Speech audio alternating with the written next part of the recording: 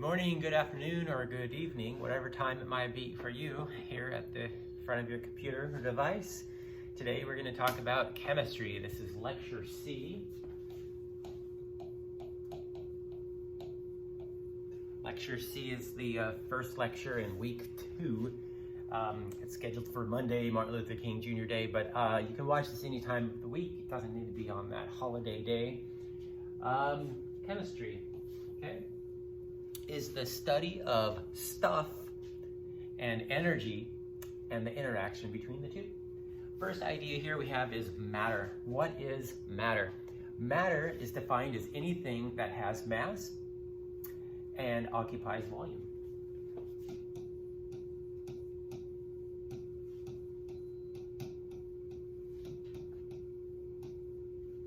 So anything that you can hold in your hand is matter. A shoe, a bicycle, well, it'd be hard to put that in your hand. The earth, water, anything like that. Even air, okay? Air is defined as matter because it's a substance, it's a physical substance. Things that are not matter are things that are do not have substance, like a fire, an idea, heat, light, sound, things like this that you really can't put in a bottle and study. If you can put it in a bottle and study it, it's matter. Now you have two types of materials. You have pure materials and impure materials.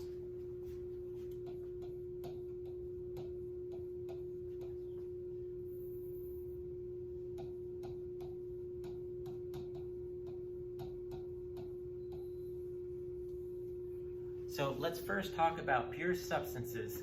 They can be elements or they can be compounds.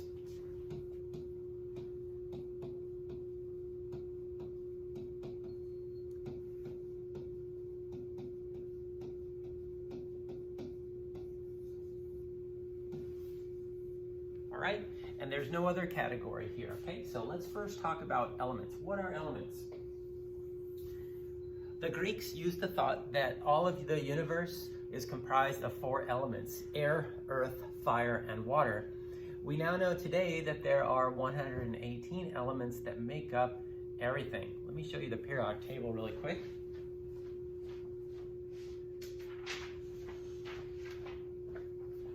I'll bring it on the screen too, but this is your periodic table of the elements, okay? It goes from number 1 to 118. 118 is on this periodic table. They've since been named. This is a very old periodic table, okay?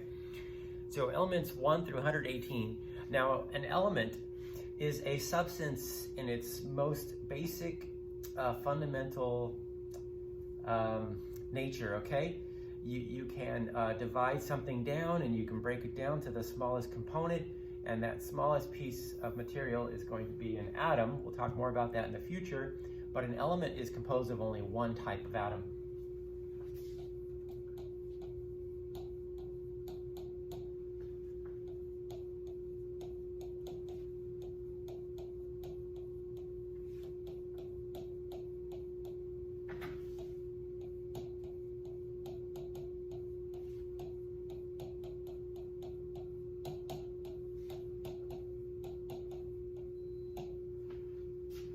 Aluminum cans, for example, are comprised of aluminum, and that is an element in its purest state, so that's an example of an element.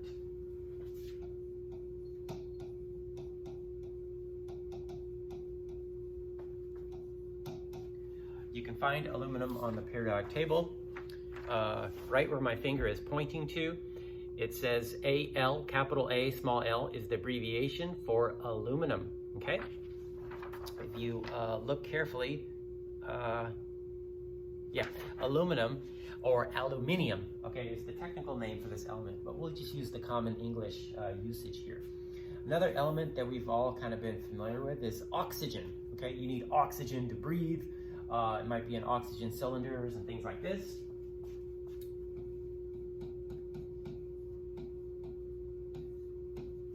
Now, don't at all worry about this number 2 here for a moment. That's why I didn't underline the 1 part. I underlined the type, okay? that is comprised of only just one letter in the symbol, capital O. Capital O stands for oxygen, and it can be found right here on the periodic table, okay, right here. And that's an element, okay? There's 118 different elements. And you can have pure oxygen, you can have pure aluminum, for example. Now, what is a compound? A compound is a chemical combination of two or more different elements.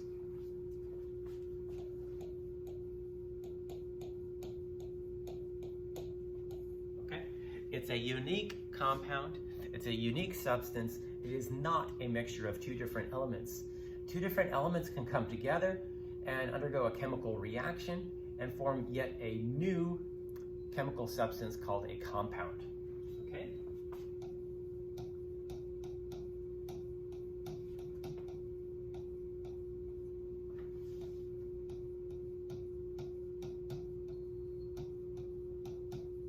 And these compounds, the elements within the compound, are held together by something we call chemical bonds.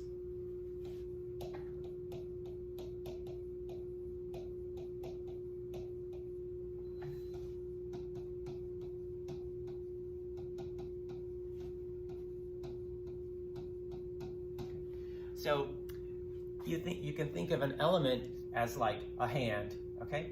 It is true a hand could exist apart from the body, but it's usually going to be in an anatomy class or in a surgery center or something like this, okay?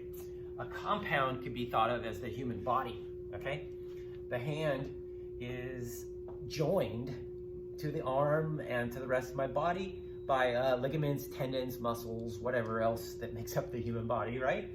And it is a unique one substance, okay? So you can think of a compound as the human body and an element like a finger or a hand, okay? Let's look at a couple examples here.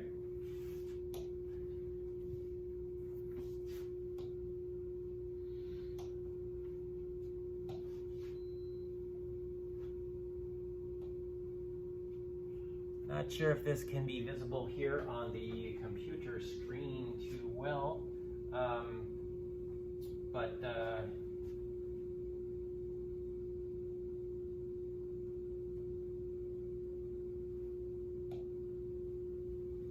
we'll just kind of zoom in like this. This is salt, okay, table salt. It's called sodium chloride. And in this figure, we are trying to model what it might look like, okay? The sodium atoms are labeled as these purple kind of spheres, and the chlorine atoms are labeled as the green kind of spheres, okay? Sodium is a very toxic reactive metal. It has a shiny gray appearance here on the left. Chlorine is a green colored gas, okay? Sodium chloride and chlorine is toxic, poisonous. Okay, it was used as a chemical weapon during World War I, and stuff like that, right? So it was a weapon. It's very toxic. If you go smell your bleach bottle, you'll quickly recoil as you smell chlorine gas in your chlorine-based bleach. So sodium chloride is not a mixture of this metal and this chlorine gas. Okay, it's a completely different substance. It's completely made differently, and sodium chloride is non-toxic, right? You can sprinkle that on your corn and eat it. So that's sodium chloride. It's made of sodium atoms and chlorine atoms.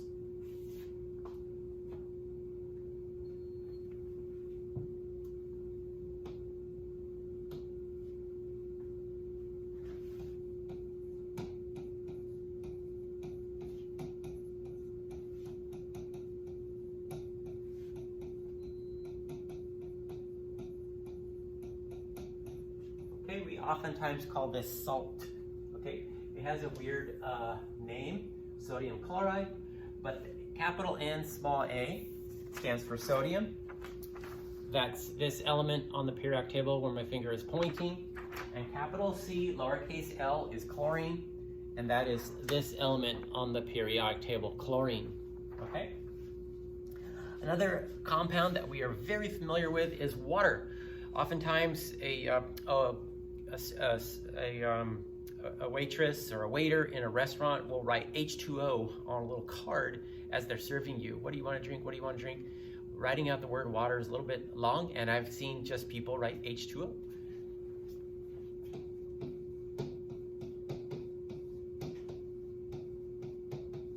Now, we don't have a fancy name for that in chemistry class. We just call it water.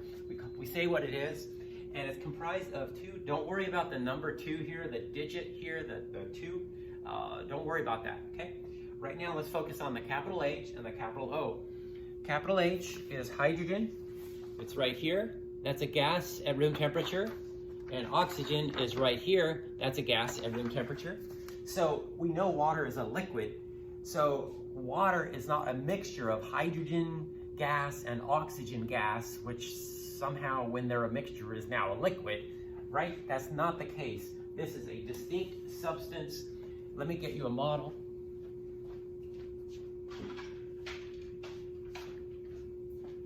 Water is a distinct substance. It's a particle. Here it is in my hand. And if we look at this carefully, we can see that the red is an oxygen atom, and these white guys on the sides are hydrogen atoms. So it's H2, because we have 2 whites, and O, because we just have one of those. And these gray lines or sticks that connect these plastic balls here in my model are bonds, okay? So it's held together by chemical bonding. It's a discrete substance there. All right, so that's H2O. We're kind of familiar with that. So we have pure substances, which can be elements, or they could be compounds, all right? What about mixtures or impure substances?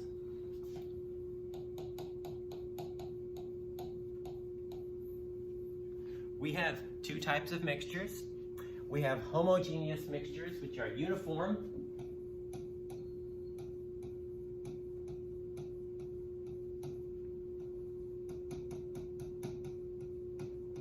And we have heterogeneous mixtures,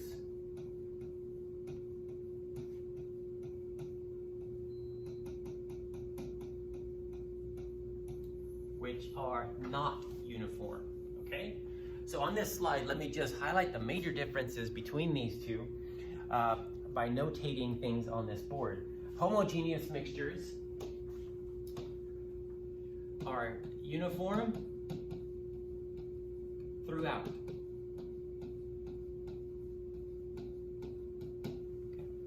Heterogeneous mixtures are not uniform. You can see parts and pieces in there, or you can see granularity.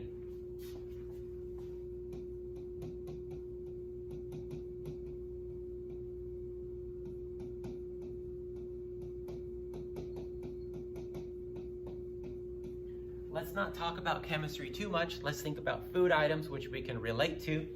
A very uniform mixture would be like baby food, all right?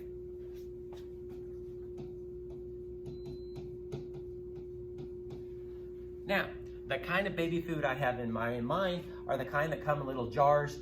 You can make this yourself, throw a bunch of carrots and peas or something into a blender and blend it up really well so that it's just like a completely uniform, like almost looks like applesauce or something, okay? So that is an example of a homogeneous mixture. Let me list one chemical example, seawater, okay? Seawater is a mixture, right, of H2O, which is a compound, which we talked about, which is water, and salt. We talked about sodium chloride, which is a compound, okay? So when you mix water and salt, you know that they dissolve and it makes a solution of what we call salt water, and it's uniform throughout, okay? It's gonna be as salty on the top as it is on the bottom. Yeah, so that's an example there, okay? Salt water.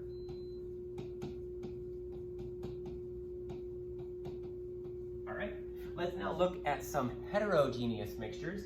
Some heterogeneous mixtures that are food. An example of that would be vegetable soup, right? You've got noodles in there maybe, or macaroni or something, whatever, and you have bits of peas, carrots, tomatoes, and you can see lots of little bits in there, okay? So this is under the category of heterogeneous. Don't confuse it with the homogeneous mixtures. So we got vegetable soup.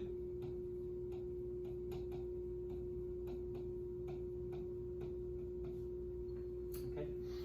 And kind of a more chemical example of a heterogeneous mixture would be a mixture of sand and iron filings. Okay.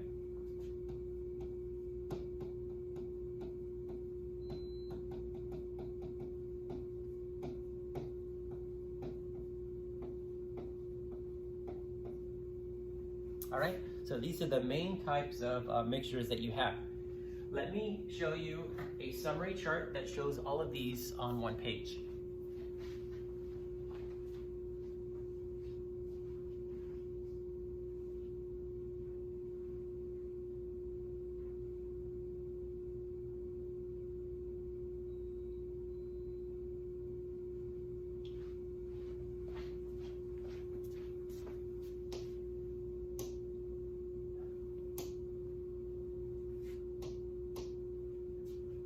Let me autofocus this.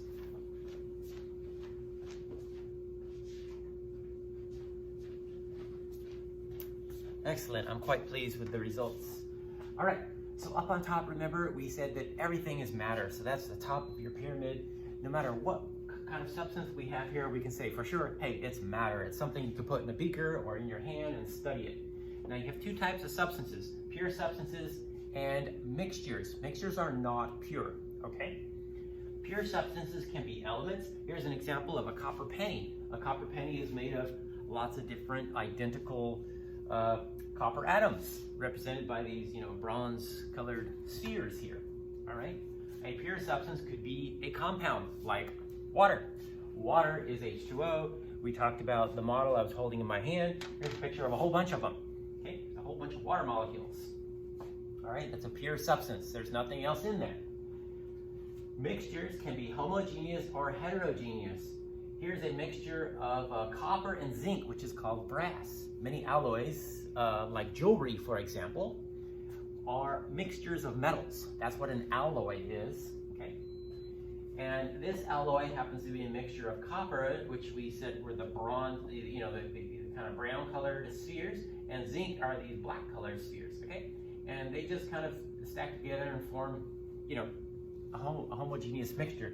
When you look at a brass object like your doorknob or whatever, it looks uniform. You don't see parts and bits in there. It just looks like one metal. It kind of looks like gold, right? Heterogeneous mixtures are when you can see parts and pieces. So I think what we have in here is a copper penny inside of glass that contains water. So there's three things I see there. I see copper, which is the brown spheres. I see water, which are these H2O molecules. And I also see glass. Glass is silicon dioxide, SiO2, so that's a different compound itself. All right, so that's the classification chart for matter. I would pause the video and write this down or something, okay? So that's a great organization chart for the different types of matter.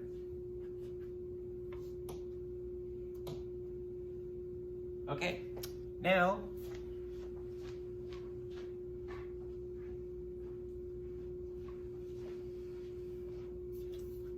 let's briefly talk about the states and properties of matter. There are three states of matter, okay? Now, we could be talking about an element or compound, a mixture, whatever, okay? Now, the states that we are talking about are solid, liquids, and gases.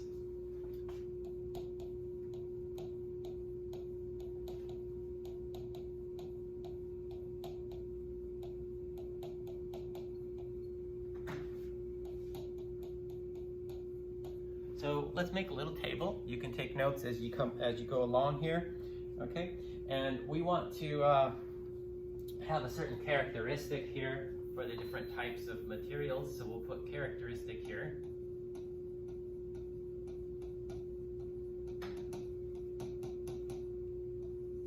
And we'll show a solid and a liquid and gas. And this, I'm sure, is review from elementary school or high school where you've studied earth science or some kind of science of some sort, okay? First, we have shapes here. The shape of a solid is definite, okay? It does not change. It could be shaped like a cube. A liquid could be any shape. Liquids are shape shifters in that they adopt the shape of their container. So the shape of a liquid at my house might be a honey bear because I'm thinking about the honey that I have in my house, which is a liquid. If you think about pouring water into a glass, it's going to adopt the shape of a cylinder, right? So it has no definite shape. So you can kind of draw what you want here. A liquid is indefinite. What about gas? What is the shape of a gas in an empty 2-liter bottle? Well, it's the shape of the 2-liter bottle because the gas completely fills the container. In this room, which is a rectangular solid, the shape of the gas in this room is a rectangular solid. So it actually is it depends on the shape of the container, okay? So if I have a gas cylinder that I use for welding, that's my picture of a gas cylinder used for welding. The gas is going to adopt the shape of that welding gas cylinder, okay? How about the volume? The volume of a cube, since it's a very rigid substance, is clearly defined. We have formulas. For example, a cube, the volume of a cube is going to be length times width times height. We've talked about that. So none of those dimensions change, and we can measure that. This is definite. Now what about liquids? If I have milk that's in a milk jug, and I'm transferring 1 cup of that to a measuring cup that has a different shape, it's still going to be 1 cup. And if I transfer that into a bowl that I'm using to mix pancake batter to make some pancakes in the morning, it's still going to be 1 cup. So 1 cup of milk is always 1 cup of milk. Milk is a liquid, of course, right? So the volume of a liquid is definite. It does not change as it's transferred from one container to the next.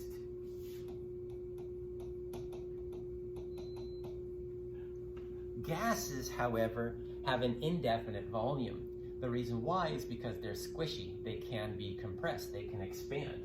What happens to this gas when I open up the container? The gas expands to fill whatever the room is, and that's a rectangular solid.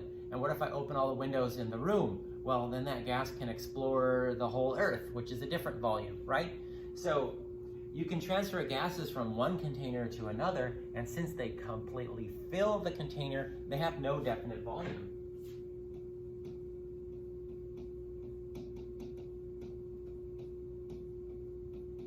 Okay, I'm writing no defined volume there on the board.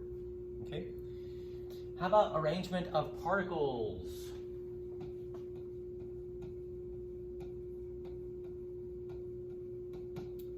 For a solid, particles are very closely touching and they're regularly arranged. Okay, so kind of like a checkerboard, or think about oranges in a box. They're very tightly packed in there. Okay, so that's how they're arranged, very regular and specific. Okay, in a liquid, there is no regularity. They are randomly distributed.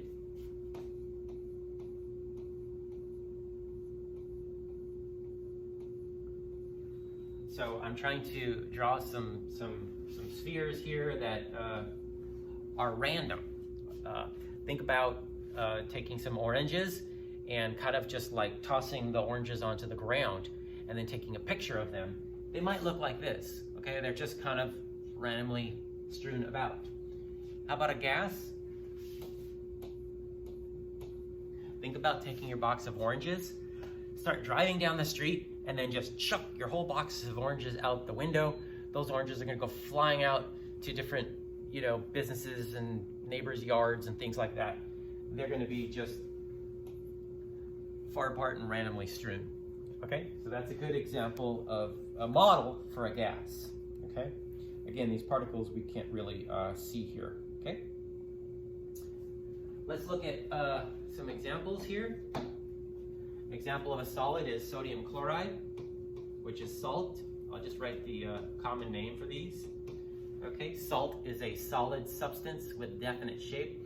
If you look very carefully at each crystal of salt.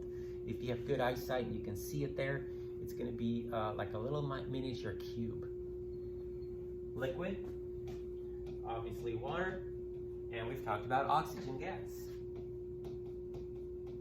Okay. So these are examples of those materials. Okay. All right.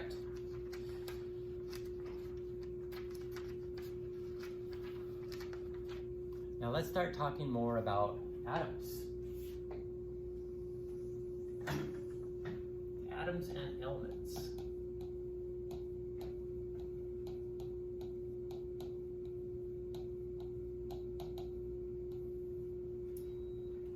Now we've talked about the elements. There are 118 different elements. And let me see, I could bring that slide up here.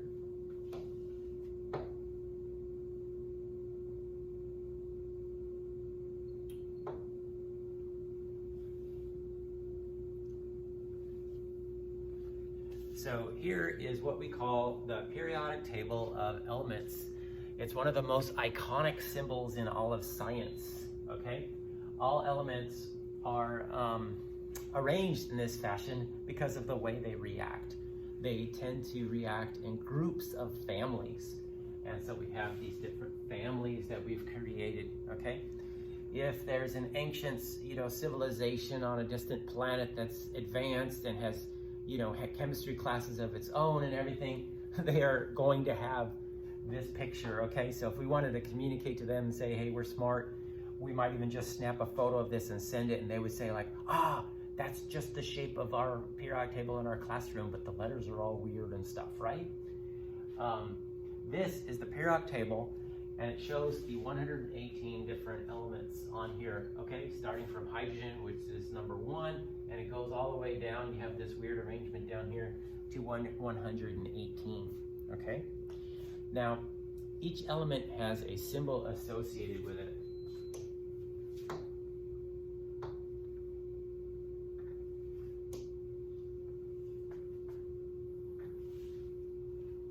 I apologize for this. This thing never continues on the page that you left off with. And so let's talk about symbols of elements.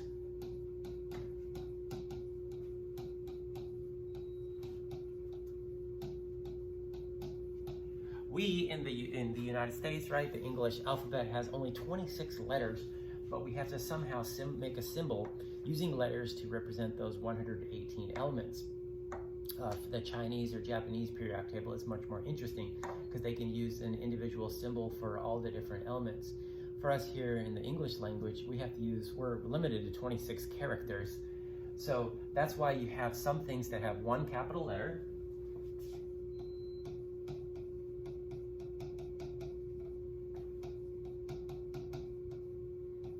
Say, for example, capital H, that stands for hydrogen.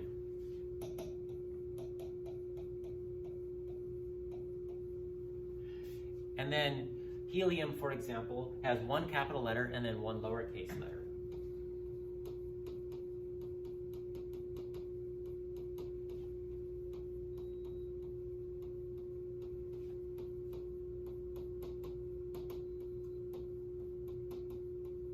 Capital H, lowercase e is helium, okay?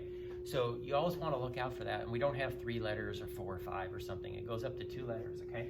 So if you see a capital letter, you just look it up on the periodic table. If you see 2 letters, you have to try to find it, okay?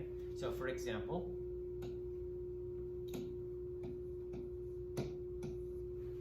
what's O? Well, you look around the periodic table and you try to find it. O stands for oxygen.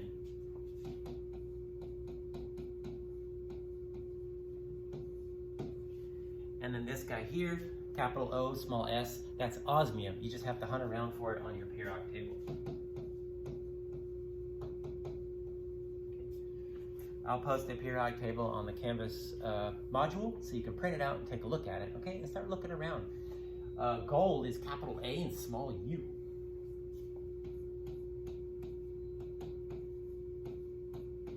Now, why why in the heck would that be gold? Shouldn't it be a capital G or something?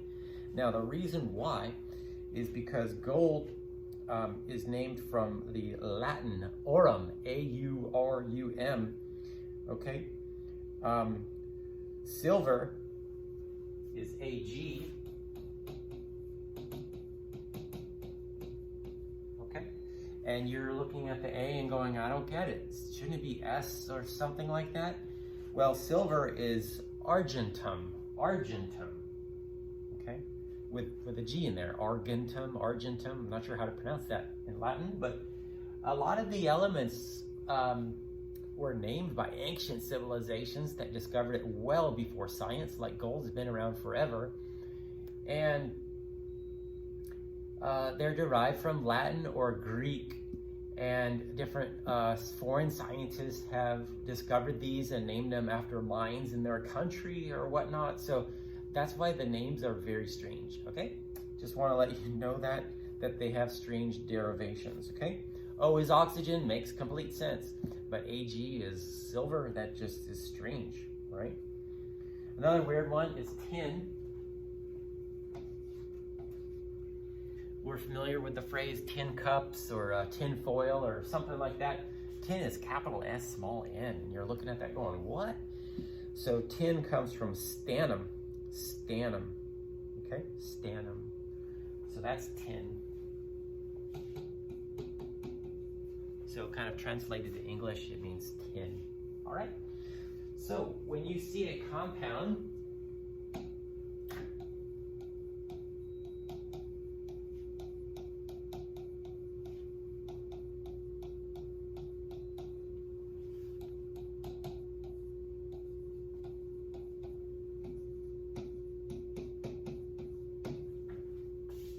you might have numbers in the formula. These are called chemical formulas. They describe the number of atoms that make up the compound. And here we just want to focus in on the elements that make up the compound. So we've already talked about water. Water is made of hydrogen and oxygen.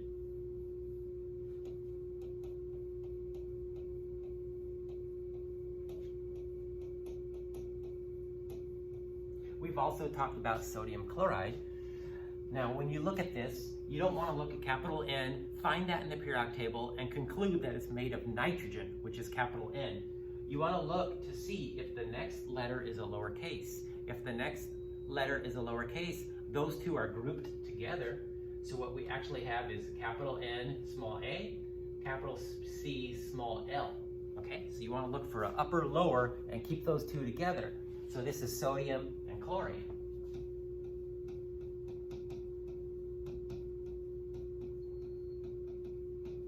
Now, we haven't talked about this compound here, NaHCl3. That is baking soda. So we talked about making pancakes in the morning with milk. This is baking soda, and you might use that in baking. Look carefully. When you see a capital letter, look next to it to see if you see a lowercase. And if you do see a lowercase, box those two up, and that's going to identify what element you have there. We have sodium. Look for your next letter. It's a capital letter. The next one's a capital C. So we don't do capital H, capital C, because it's not a lowercase c. So it's just capital H by itself. That's hydrogen. Okay. Next, we have a capital C. There's no lowercase letter following it, so it's just capital C by itself. That's carbon. And we've already talked about oxygen before. That's capital O, which is oxygen. So if you're interested in just identifying the types of elements in a compound, you ignore the numbers just like I did. Okay? Now let's talk about the periodic table.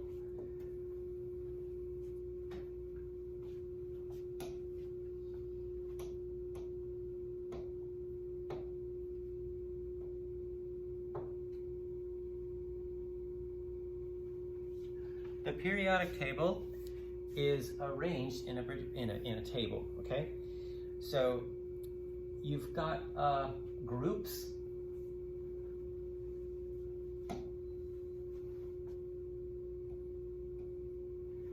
So up here on the upper left-hand corner, we call this group 1. Here, we would call this group 2, and so on across the periodic table, okay? There's a whole bunch of ones in here, and then it's group 13, 14, 15, 16, 17, 18. So there's 18 groups in the periodic table, okay? So all of these are groups. Group, group, group, group, okay? And that arrow, just to make sure you're understanding this, is pointing to that whole column of elements, okay? So it goes from the nitrogen, phosphorus, arsenic, we don't need to name all of these, but that whole feature there is called a group or a family of elements. A group or a family of elements all tend to undergo the same kind of reactions. They have the same chemical properties and sometimes the same physical properties, okay? So group 1, for example, is right here, all right? And they have special names for these, okay? I think I'll annotate things here on the one slide for you to jot these in to your own notes as you're taking notes. Watching this video, I highly recommend taking notes. And so let's start identifying things here, okay? So here's group 1, all right? Group 1 is right here. I will erase this, I guess, and just write 1.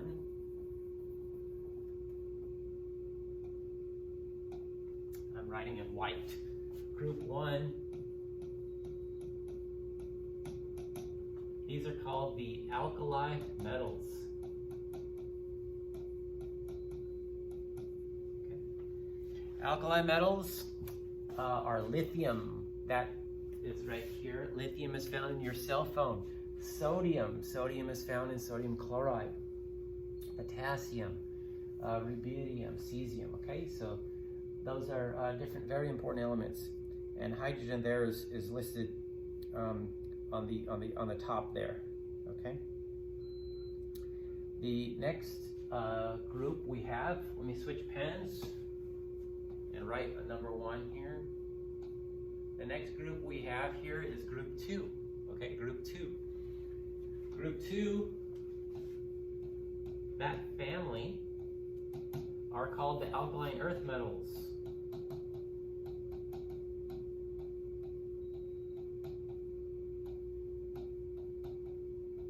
All right? As a pure element, they are metallic. They are found in a lot of minerals in the earth, like limestone,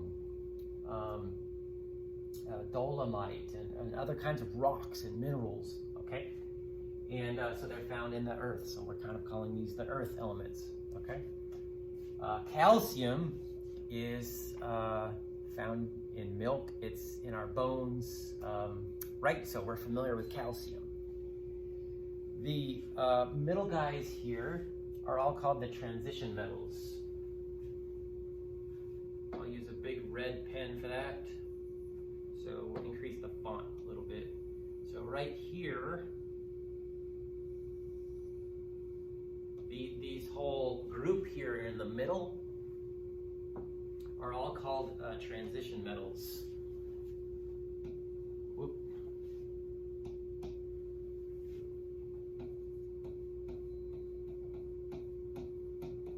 What is that? Groups 3 through 12, okay, are called transition metals. They're found in a lot of steel tools. Any kind of metallic thing you generally see is going to be made of that. Okay, your pots and pans at home are made of stainless steel, probably. So they're made of chromium, manganese, iron. Okay, steel is made of iron. Let's talk about our coins. Nickel. Okay, nickels are made of nickel and copper. Here's nickel and here's copper. Years ago, before 1964, coins were silver-based, so that's AG for silver. Below that is gold. We know gold's used in jewelry and things like this. Zinc is used in galvanized nails, right? Roofing nails are all shiny zinc. We've got molybdenum, which is a hard metal added to chromoly, chromium and molybdenum make those very strong socket wrenches, that you can tighten that socket up really tight and the tool doesn't deform or bend or whatever, okay? So it's very hard to steal. Titanium, right? That's used in hip implants or, it's a very strong, lightweight metal used in engineering applications, okay, for spacecraft and stuff like that, and so on and so forth, okay? So those are transition metals. They have many applications in engineering, okay? Group 3, we don't have names for a lot of these. There are, if you go on Google and stuff, but we don't focus too much on them. What we do focus on is not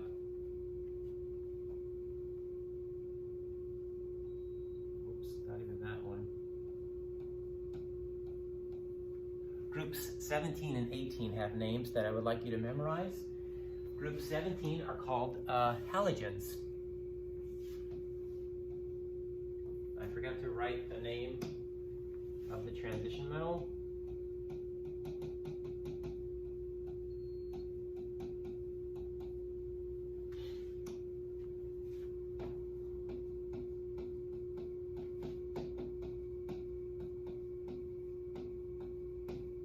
Halogens, kind of an interesting name there. So that's fluorine, chlorine, bromine, iodine. This last one's radioactive, and this one here, don't worry about that, it's radioactive as well. But these are components, many different things, right? So we've heard of halogen lights. So somebody's driving on the road and they're blinding you with the high beams, and you're like, whoa. They actually have iodine in the lights, so they're called halogen lights. Capital I is iodine. That's used as a disinfectant, before surgery, after cuts and scrapes and whatnot. Okay. Chlorine, we're all familiar with using that as a disinfectant. Okay. A lot of us drink maybe well water, which is not disinfected, but those of us that live in the city kind of can smell that chlorine bleach kind of smell. Okay. Definitely in a swimming pool, and definitely when you're washing your clothes with chlorine-based bleach. But it's interesting, ask somebody who's lived in the city all the time, and if in the county all the time without chlorine in their water, and then when they come visit you and maybe take a shower or they drink some water, they can actually say they smell the chlorine. Okay, you'll be surprised. Test your friends out, see what they say. Group 18, these are called the noble gases.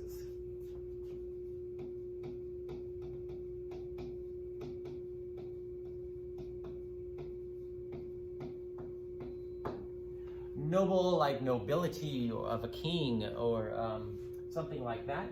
And these guys stand apart from everything in the periodic table. They don't undergo chemical reactions with anything in the periodic table. They are extremely inert. Helium, we are familiar in the Goodyear blimp or helium balloons. Neon is used, all of these are colorless gases, okay? But neon, when it's electrified, gives off brilliant colors, right? Which is used in neon lighting. Argon is comprised, 1% of the air I'm breathing right now is argon, okay? Argon is a gas that exists in the atmosphere. Pretty interesting. And it's inert, so we gather that gas, collect it, put it into compressed gas cylinders, and we use that in welding. So if we have two pieces of aluminum, for example, that will normally burn in the air, and we want to heat them up to their melting point temperatures to stick them together, to weld them together, we have to blow argon gas over that, argon or krypton gas over that to keep oxygen away from it so it won't burn and it will make a nice strong weld. So argon is used a lot in welding. Okay. Krypton, xenon, those are gases that are used in flash bulbs from flash photography and stuff like that.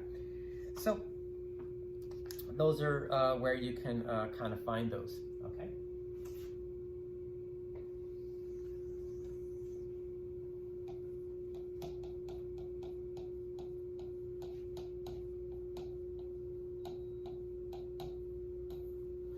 So I've talked a lot about metals, and you might think, well, that's weird. I didn't know a lot of the elements were metals. Actually, most of the elements are metals. Let me describe to you the 3 types of elements in your periodic table.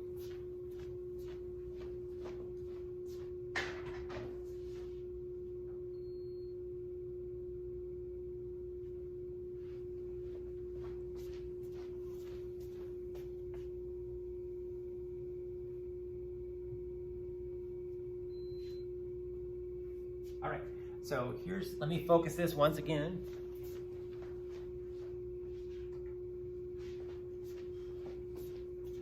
Again, I'm just running this video just like I would teach the class, and I can't pause a real live class as I walk back and hit the focus button on the camera. So let me take a snapshot of this and we'll mark this photo up a little bit and talk a bit more about it.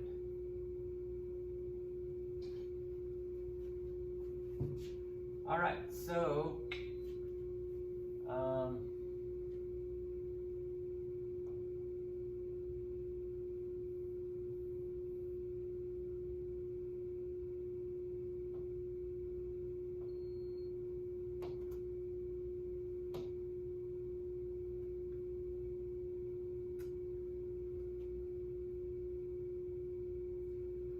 I have too many X's on this screen. Sometimes I turn my computer off, sometimes I close it out, sometimes I transfer. All right, so the key is on the bottom. Hopefully you can see the colors well in the video. The metals are all in blue, okay? And we have non-metals in yellow, and we have metalloids in green. Metalloids in green, okay? So what we do is, I'll do this in red ink, so we can very nicely see it. When you get your periodic table and you print it, it might not have the staircase indicated on it, okay? So you want to draw the staircase, okay, the staircase. So here we go, we draw here, here, here, okay? So just make sure you're on the right spot. You don't draw it offset to the left or the right, okay? And just, you know, zigzag it all the way down the periodic table. The staircase is the dividing line for the elements. To the left of that staircase are all your metals, and to the right of the staircase are all your non-metals, okay? So metals over here. In yellow, we've got non-metals over here, okay? Touching the staircase, either up, down, left, right, are all going to be metalloids, with the exception of aluminum, okay? So watch out for this guy right here. We are all familiar that aluminum is a metal, okay? It bends, it's shiny, it conducts electricity, and so on and so forth. So it has metallic properties. So otherwise, if it touches the staircase, it is going to be a metalloid. The other exception here is hydrogen. Because of the way the periodic table is arranged, hydrogen is very much a non-metal, okay? It's not gray, shiny, reflective, anything like this. And actually, some periodic tables, they show it, you know, they just kind of like stick it right there so that it's on the yellow portion of the periodic table, okay? So what in the world are metals?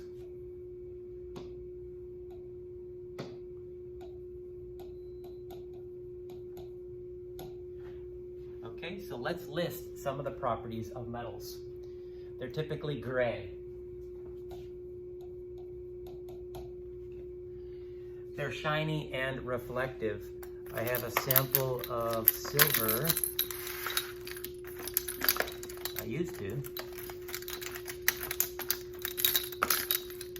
Oh man. Well, you'll just have to believe me when I say, let me look really quick.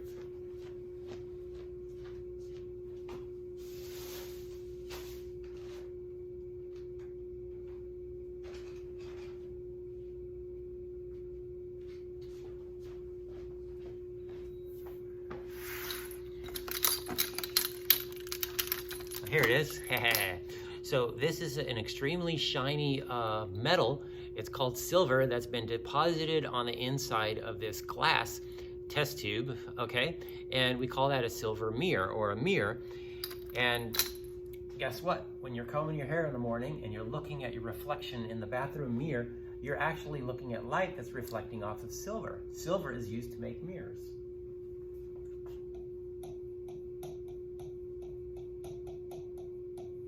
So they are reflective or they have luster, okay? Let me just move the camera for a bit. In the classroom here, we have these shiny chrome pipes, and you can see how the chrome is very shiny and reflective, and it's used to make pretty fixtures for plumbing and also chrome rims for, you know, cars and stuff, right? So we say reflective or luster. They conduct heat very well, and this is why your pots and pans in your kitchen are made of metal. Some of them are made of aluminum. Some of them are made of stainless steel, which we've talked about, or a mixture of iron, chromium, nickel, other elements. Some of them are glass, and it turns out that Corning had to redesign their glass so that it was more conductive, put other elements into their glass mixture so that it wouldn't crack or break under high temperatures, and it would conduct heat rather well. But the glass pots and pans have kind of gone out of fashion over the past, I would say, 15 years. They conduct electricity, so think about it. Copper wiring is in our houses to conduct electricity when we're flicking the lights on and off. In very old houses, it was aluminum.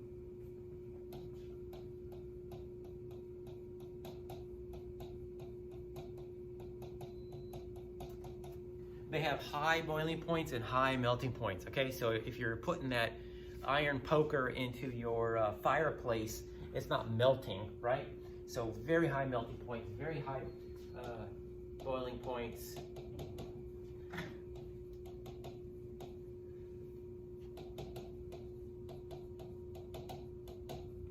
High density.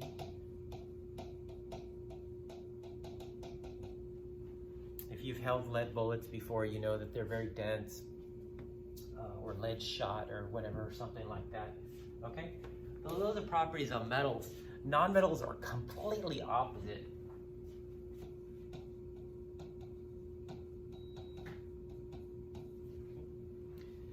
Non-metals often are not gray. Here's sulfur. Okay, here's sulfur. It has a yellowish color to it. Here's phosphorus. Phosphorus forms the tip of those kitchen matches. Sorry you can't see it very well on this video. Well, that's a little better. So the phosphorus is that little pink tip of that kitchen matches. Okay. Here's some carbon. Carbon is, you know, basically soot or coal, and it's black, right? So many of the nonmetals are colored or colorless. What do I mean by colorless? Well, I mean about the gas in this room. The gas in this room is made of oxygen and nitrogen, primarily, and those are two colorless gases, okay? They do not conduct electricity.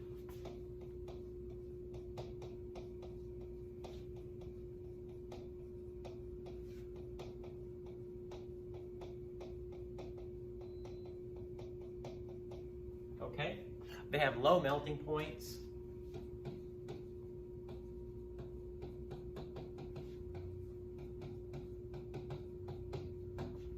And low density. Forgot to mention something up here when I was talking about metals. They're very ductile. That means that they can bend without breaking. Think about a paper clip or a staple or a wire, right? When you plug in your phone to charge it, if you bend the wire this way or you bend the wire that way, it doesn't break and your charger no longer works, right? So we say that that's ductile, okay? Ductile means, you know, think a paper clip. It means it can bend without breaking, okay? You can take a piece of aluminum foil and bend, wrap it around your soda can or whatever you need to do. In contrast, nonmetals are brittle. Okay, if you take a piece of coal and you try to bend it, it's going to snap. And if you take a chunk of sulfur, which is a very brittle rock, it's just going to break in half. Okay, so these are brittle. Okay, you can write these down, or you can check out the summary sheet of the textbook I've posted on Canvas. Metalloids. We sometimes call these semiconductors. Have intermediate properties.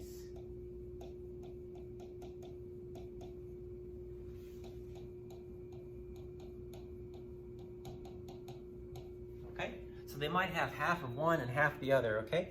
Here's a sample of silicon. Okay, silicon is, it has luster. It looks kind of shiny. You can see the light catching these jagged crystals and reflecting off to you. But it's brittle. If you try to take a hammer and smash it, it'll shatter into 1,000 pieces like glass. If you take a penny and you try to smash it with a hammer, it'll just dent and flatten out flatter, okay? So this has luster, which sounds like it's a metal, but it's brittle. So that's weird. It is not a metal.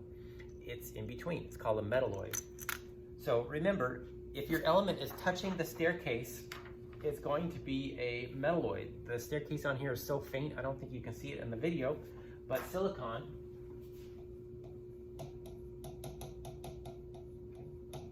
is a perfect example, okay? It's brittle. Sorry about the spelling, brittle. It has luster, right, which means it's shiny. It's not conductive of electricity.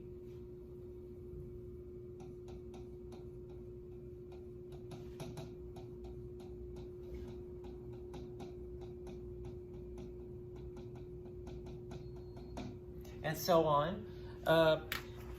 Now you might be thinking, well, isn't that used in computer chips? It is. Silicon Valley is a place in California. It's named because that's where a lot of the semiconductor companies, Intel and Apple and everything else are located to make computers. And you have to add different things to the silicon to create a conductor. The thing with silicon is that you can trick it to apply current one way to make it conductive, and then apply current in a different way to make it not conductive. So when it's conductive, you can think of it as a 1, and when it's not conductive as a 0.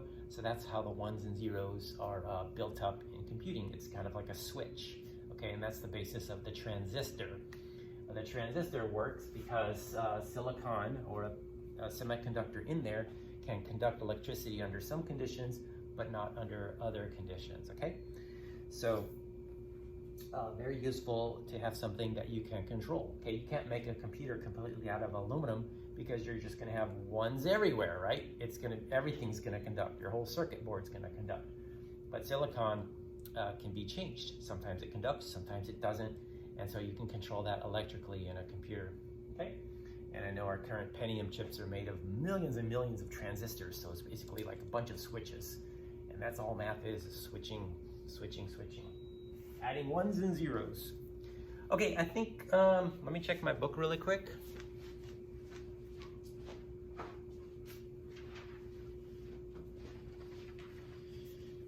Let's summarize what I've talked about in the last minute.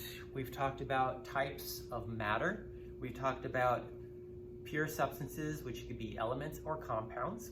We talked about mixtures, which could be homogeneous or heterogeneous. We began to look at the different types of elements, and we've classified the periodic table based on groups. We have the alkali metals, alkaline earth metals, transition metals, halogens way over here, and finally the noble gases on the very end. We've begun talking about types of elements. We have metals, shiny, reflective, conduct heat, conduct electricity, all that, they're bendable. We've talked about nonmetals, which are brittle. They have color, they're colorless, they don't conduct electricity.